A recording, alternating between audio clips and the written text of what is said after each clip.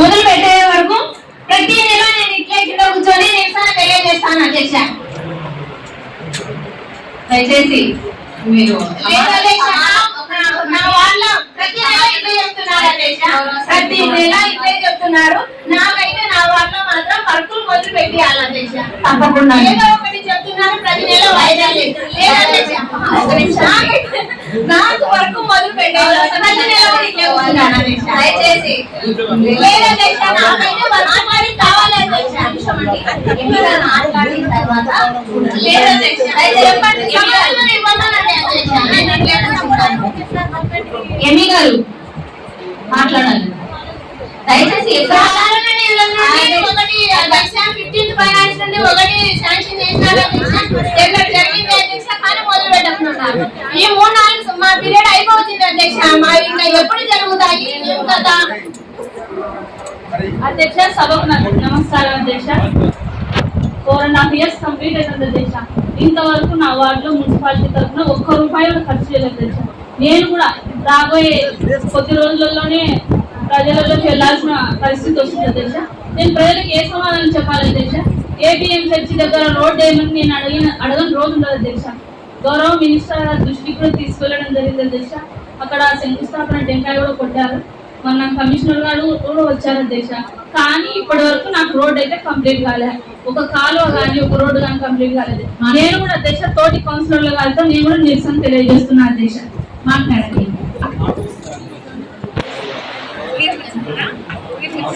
అధ్యక్ష. Pipe line కూడా పెట్టాను అధ్యక్ష. నీళ్లు వాసన వస్తున్నాయి, ఆ పైప్ లైన్ పూర్తి చేయండి.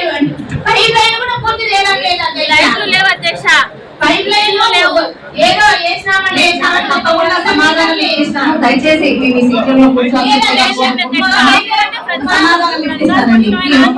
కూర్చోండి.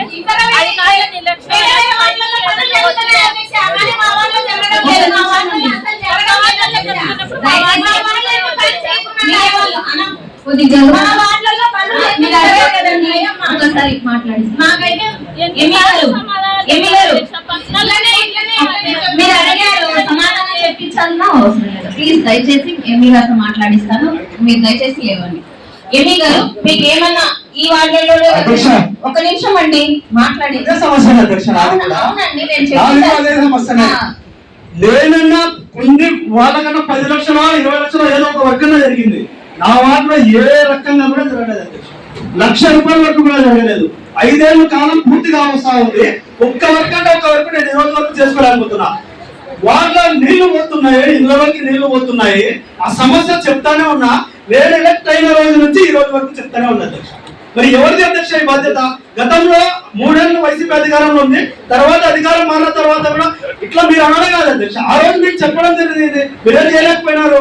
మీకు అన్ని అధికారాలు ఉన్నా అన్ని ఉన్నా కూడా మీరేం చేయలేకపోయినారు. ఈ రోజు కూడా అదే పరిస్థితి ఉంది. మీరు చేసుకున్నప్పుడు ఒక్కొక్క వార్డులో 4-5 కోట్ల వరకు కూడా ఈ రోజు పని జరిగింది.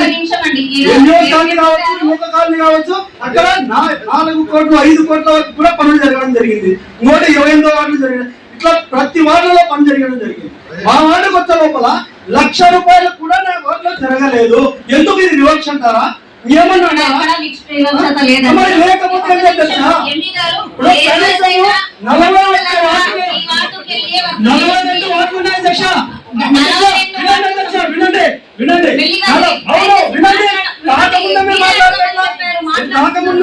నాది కంప్లీట్ అయిన తర్వాత మీరు మాట్లాడించండి.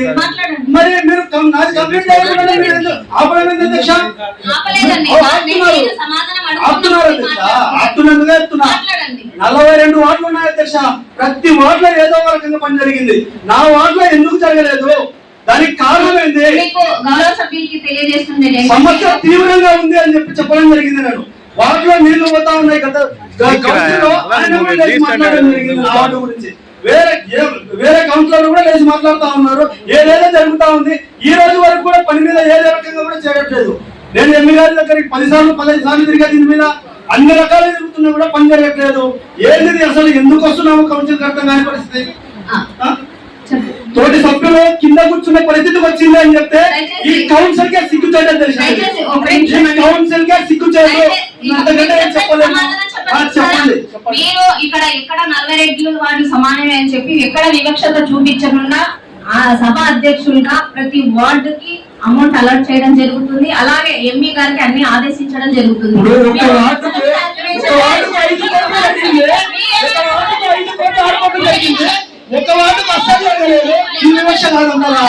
ఇది వివక్ష కాదంటారా? వెంటనే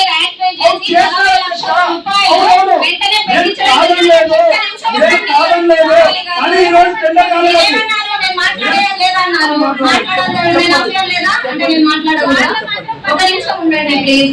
నేను ఎక్కడ వివేచన చూపించకుండా మీరు లెటర్ పాయింట్ ఏదైతే మీరు వర్కులు అడిగారో వెంటనే కౌన్సిల్ కి తేవడం నా డ్యూటీ. అలాగే ఏది ఉందో చూసుకోవడం అంటే టెండర్స్ పిలుస్తున్నారా లేదా చూసుకుంటున్నాము, మీ వార్డులలో విజిట్ చేస్తున్నాము. ఎక్కడైనా ఎంఈ గారికి ఈ వార్డుకే వెళ్ళండి, ఈ వార్డుకి వెళ్ళలేదు అని ఏదైనా చెప్తే నేను వివక్షత చూపించినట్టు. కానీ ఏ రోజు ఏ వార్డు గురించి నేను అలా చెప్పలేదు. ఎంఈ గారు ఒక నిమిషం ఉండండి, వర్క్ జరగలేదు అని అంటే ఎంఈ గారు సమాధానం వాళ్ళు చెప్తారండి. మీరు వివక్షత చూపిస్తున్నారని మాట చెప్పొద్దండి అని దయచేసి చెప్పొద్దని పని జరిగిపోయింది.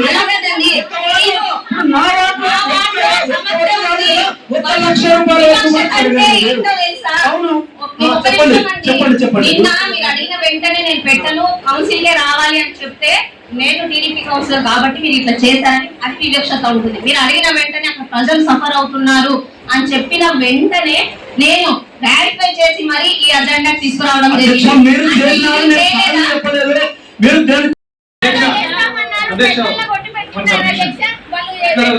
సమస్య చెప్పేదంతా వింటున్నా. దీన్ని బట్టి మనము ఒక యాక్షన్ తీసుకోవాలి. దీంట్లో మన మున్సిపాలిటీ తరఫు నుంచి అసలు ఏ వార్డులో ఎంత పని జరిగింది ఈ రోజు లిస్ట్ తయారు చేయగలుగుతారా? ఈ డిస్కషన్స్ మనం ఊరికి అనుకోవడం కాకుండా ఏ వార్డులో ఎంత జరిగింది ఈ రోజు వరకు, ఏ వార్డు ఏరియా ఎంత ఉంది, ఫస్ట్ ఒకటి ఎక్కువ తక్కువ అని లేకుండా వార్డు ఏరియాని బట్టి కూడా ఖర్చు పెట్టాల్సింది వస్తుంది ఒకటి. ఇంకోటి, ఇంతవరకు మా ఊర్లో ఇప్పుడు మెర్జ్ అయింది, బాగా అభివృద్ధి చెందాలనే కదా మెర్జ్ చేసుకునేది మా ఊరు మున్సిపాలిటీకి. ఇంతవరకు వాటర్ లైన్ రాలేదు మాకు. కొన్ని ఇళ్ళకి ఇంతవరకు ఆన్లైన్ ట్యాక్స్ చేయలేదు. ఇంతవరకు నేను చెప్పబట్టి కొన్ని ఏళ్ళు అయింది. రెవెన్యూ జనరేట్ కావాలంటే ముందు అసలు ఆన్లైన్ చేయాలి కదా మనం. కాబట్టి ఫస్ట్ ముందు ఏ వార్డులో ఎంత పని జరిగింది అనేది ఒక లిస్ట్ ఇవ్వనండి. నేను 4 నెలల నుంచి కాంట్రాక్టర్లకు ఎవరికి ఎంత కడతాను ప్రతి నెల మన దగ్గర లేదు రెవెన్యూ కరెక్టే, కానీ కొన్ని పేమెంట్స్ జరుగుతుంటాయి. అది ప్రయారిటీ ప్రకారం జరుగుతుందా లేదా లిస్ట్ ఇవ్వమంటే ఇవ్వకున్నారు. ఇక్కడ చూడండి ఎక్కడ చేస్తామని రాశారంటే ఏంది ఆన్సర్?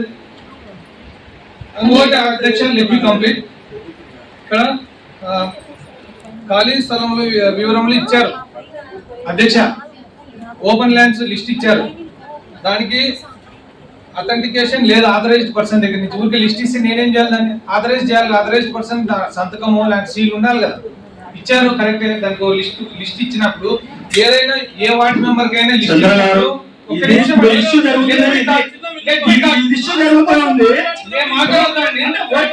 సమాధానం చెప్పండి. సమాధానం చెప్పకుండా నువ్వు మీరు డైవర్ట్ చేస్తున్నారు. డైవర్ట్ చేస్తారు. ఇప్పుడు వాళ్ళ వర్క్ రాలేదని చెప్పి కూర్చుంటే కూడా మీరు డైవర్ట్ చేసి వేరే సమాధానం రావాలి కదా. వాళ్ళ సమాధానం చెప్పిస్తే నాది సేమ్ సమస్య అని చెప్పి మీరు మాట్లాడారు. నాది సేమ్ సమస్య నా వార్డులో వర్క్ జరగలేదని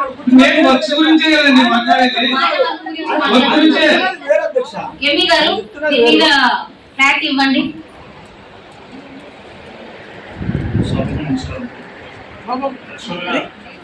21వ వార్డు, 27వ వార్డు, 34వ వార్డు కూడా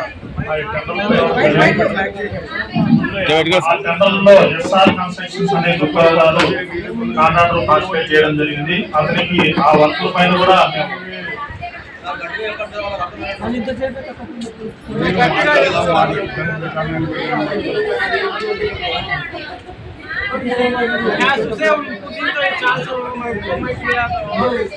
మేడం నిజంగా ఆ వార్డుకు సంబంధించిన సమస్య అయితే ఉంది మేడం. ప్లీజ్ పైన దయచేసి వాళ్ళకి అది సమాధానం మీకు కంపల్సరీ చేయిస్తాము. దయచేసి సభ్యులు నేను ఎంపీ గారి కమిషనర్ వాళ్ళ సమాధానం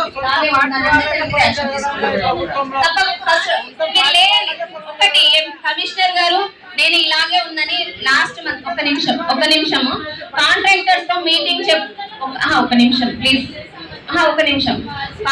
నేను ఆ మాట ఇవ్వాలి అంటే కమిషనర్ గారు కాంట్రాక్టర్స్ తో మీటింగ్ పెట్టించామని చెప్పడం జరిగింది. కానీ 2-3 సార్లు ప్లీజ్ దయచేసి కూర్చోండి ప్లీజ్. లేదు, ఎందుకనంటే నేను ఒక మాట మీకు కానీ ఇక్కడ వివక్షత లేదండి. ఆల్రెడీ అందరు కౌన్సిలర్ అంటున్నారు కాబట్టి మనం 15th ఫైనాన్స్ కానీ ఇది కానీ జనరల్ ఫండ్ చేయించాలని చెప్పి ఉద్దేశంతోనే కాంట్రాక్టర్స్ మీటింగ్ పెట్టమని చెప్పడం జరిగింది. కానీ 2-3 టైమ్స్ అయినా కానీ మరి ఎంఈ గారు ఈ లాస్ట్ మంత్ అడిగాము, ఇంతవరకు ఒక్క మీటింగ్ కానీ అరేంజ్ చేయించలేదు. ఇక్కడ ఎవరండి మాట్లాడాలి? ఇప్పుడు రేపు వాళ్ళ గౌరవ సభ్యులు అడుగుతున్న న్యాయమైనటువంటి కోరికలు తీర్చలేకపోతే ఎలాగా? నేను కాంట్రాక్టర్స్ ని మాట్లాడాలి, వాళ్ళకి బతిమిలాడి నేను వేపియాలి అన్నా కానీ మీరు ఆ మీటింగ్ అరేంజ్ చేపిస్తేనే కదా నేను వాళ్ళని అడగగలుగుతాను. మీరు ఒక్క రోజు కానీ ఒకసారి ఎప్పుడు నేనై 3-4 టైమ్స్ అడగడం జరిగిందండి.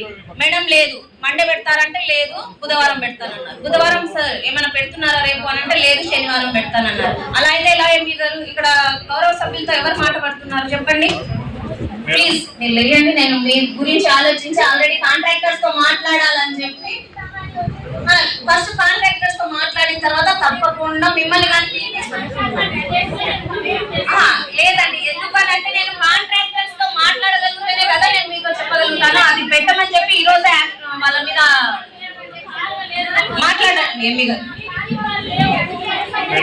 ఆ వార్డు 3 వార్డులకు సంబంధించిన అయితే సమస్య ఉంది మేడం. మనం నెంబర్ పిలవడం జరిగింది, కానీ సదరు కాంట్రాక్టర్ ఆ వర్క్లు స్టార్ట్ చేయకపోవడం వల్ల ఇబ్బంది అయింది మేడం. 21వ వార్డుకు సంబంధించి భూమానగర్ అయితే అది వర్క్ స్టార్ట్ చేస్తా ఉంటుంది, ఇంతవరకు స్టార్ట్ చేయలేదు. అతనికి 2 సార్లు నోటీస్ కూడా ఇవ్వడం జరిగింది మేడం. అదేవిధంగా 21వ వార్డులో కూడా పైప్ లైన్కి సంబంధించి సగం పని చేశారు మేడం కాంట్రాక్టర్. అతని దగ్గర ఉన్న పైపుల క్వాంటిటీని బట్టి ఫర్దర్ వర్క్ కూడా స్టార్ట్ చేస్తాడు. అతనికి ఏదన్నా బిల్లులు పడితే మిగతా వర్క్ కూడా కంప్లీట్ చేస్తా ఉన్నారు. అదేవిధంగా ఏరియన్ చర్చ్ దగ్గర 27వ వార్డుకు సంబంధించి కూడా సగం పని జరిగింది మేడం. ఫర్దర్ వర్క్ స్టార్ట్ చేయడానికి కొద్దిగా చిన్న ఇష్యూస్ ఉన్నాయి, అతనికి కూడా నోటీస్ ఇచ్చాం మేడం. నిన్న కూడా అతని కాంట్రాక్టర్ వచ్చి నేను ఆ పనులు సంబంధించిన పనులు చేయలేనని చెప్పాడు. కాబట్టి మేము ఆ పనులు క్యాన్సిల్ చేసి మళ్ళా ఫర్దర్ గా టెండర్ పిలవడం ఇవన్నీ కూడా కొద్దిగా టైంతో కూడుకున్న పని అని చెప్పేసి అతన్ని చాలా రిక్వెస్ట్ చేశాం మేడం.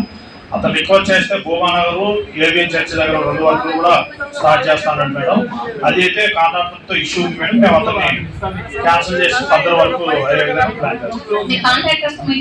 చేస్తాం మేడం. 15 ఫైనాన్స్ వర్క్ సంబంధించి మీరు అడిగారు మేడం. ఆ మధ్యలో 2 సార్లు కూడా కొద్దిగా ఏదో ఒక మీటింగ్ పడ్డము, ఎవరో ఒకరు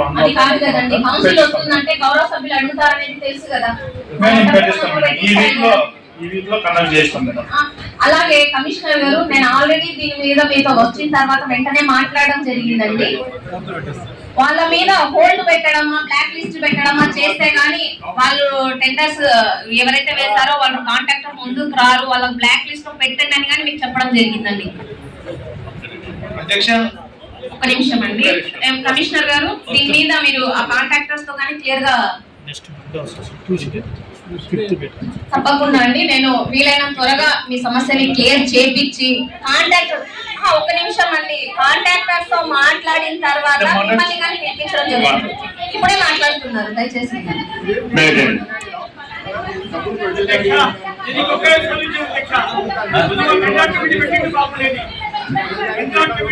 తప్పకుండా అండి కాంట్రాక్టర్ మీటింగ్ తో పాటు గౌరవ కౌన్సిల్ సభ్యులందరినీ కానీ పిలిపిస్తాము, మాట్లాడిస్తాం తప్పకుండా.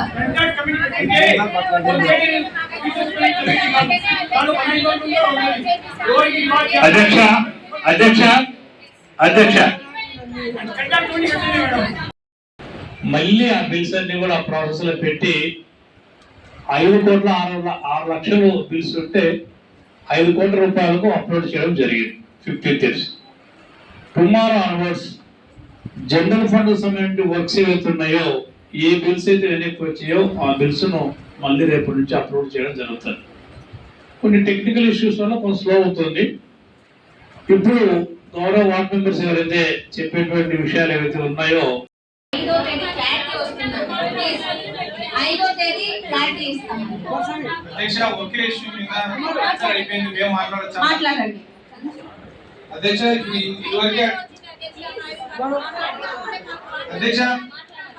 ఇదివరకే అడిగా ఏ వార్డులో ఎంత పని జరిగింది అనేది ఒక లిస్ట్ ఇస్తే బాగుంటుంది.